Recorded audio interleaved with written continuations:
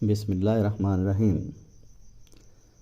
آج آپ کو خواب کی تعبیر دیکھنے کے بارے میں کچھ معلومات دیتا ہوں۔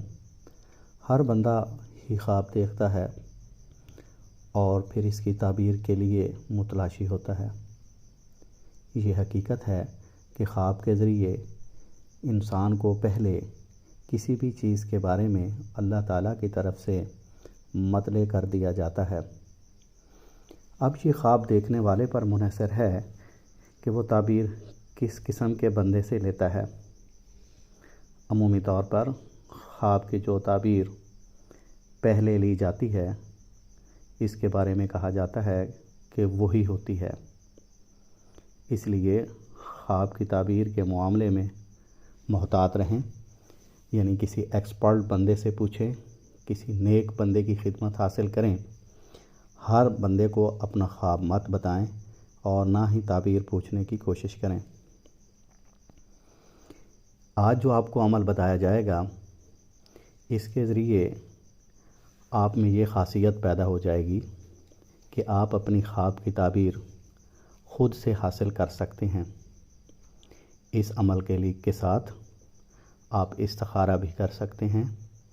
اگر آپ اس عمل کو کچھ عرصہ مستقل پڑھتے رہیں، یعنی ایک تسبیح روزانہ پڑھتے رہیں رات کو سوتے وقت، تو کچھ ہی عرصے کے بعد آپ میں یہ خاصیت پیدا ہو جائے گی کہ اگر آپ آنکھیں بند کر کے اس عمل کو تھوڑی دیر کے لیے پڑھیں تو نہ صرف خواب کی تعبیر سے آپ مطلع ہو جائیں گے، بلکہ آپ اس عمل سے کشف القبور اور کشف الصدور کی خاصیت بھی حاصل کر سکتے ہیں۔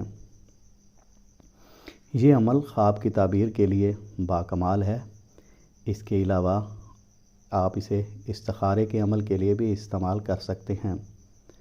کچھ عرصہ مستقل پڑھنے کے بعد اگر آپ نے کسی بات کا جواب پوچھنا ہے تو رات کو سوتے وقت ایک تسبیح سینے پہ رکھ کے اس کی پڑھیں اور تسبیح کو سرہانے رکھ کے سو جائیں، تو 3 دن 5 دن یا 7 دن کے اندر آپ جس سوال کا جواب چاہتے ہیں اس سوال کا جواب آپ کو مل جائے گا، یا دن میں الہامی صورت میں آپ کے ذہن میں ڈال دیا جاتا ہے۔